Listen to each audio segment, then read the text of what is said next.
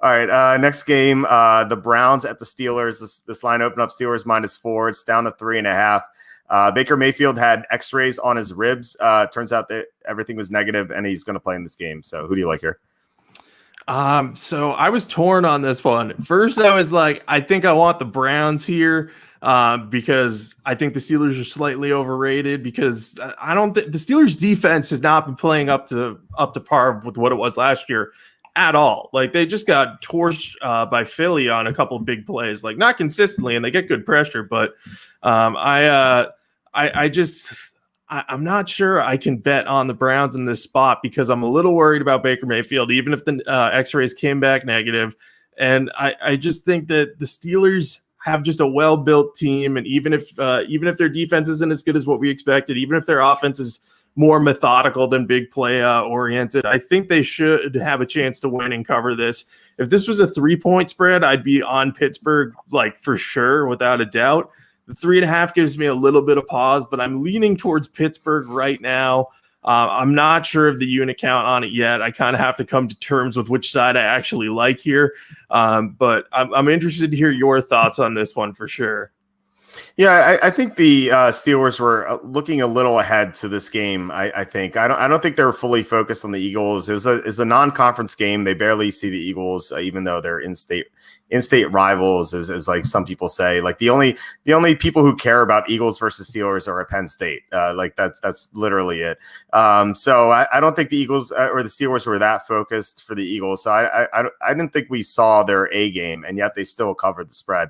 I like the Steelers team a lot. And I think they cover the spread. I think the spread's too low. I made this line Steelers -6, and the computer has it as Steelers -10, which is just like crazy to me. The Browns are, they are playing well.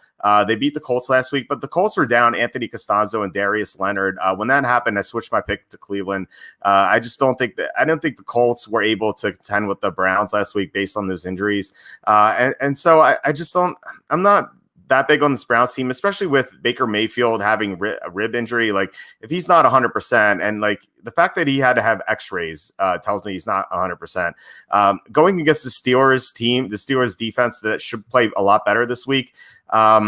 Especially after getting torched, and then Wyatt Teller's out for the Browns too. He's been amazing for them at guard. He's been one of the better guards in the NFL this year.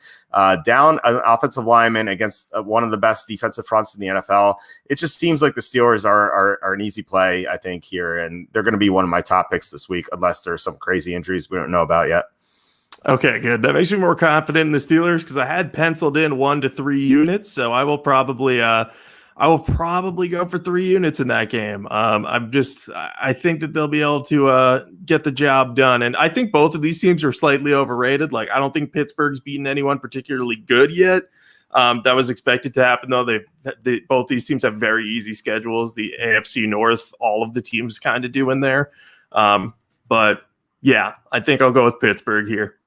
Yeah, I think people remember the Browns win at Dallas a little too much, the 49-38 win, and Dallas is just not a good team at all, so I wouldn't read too much into that. I think if it wasn't for that game, I think this line would be 6.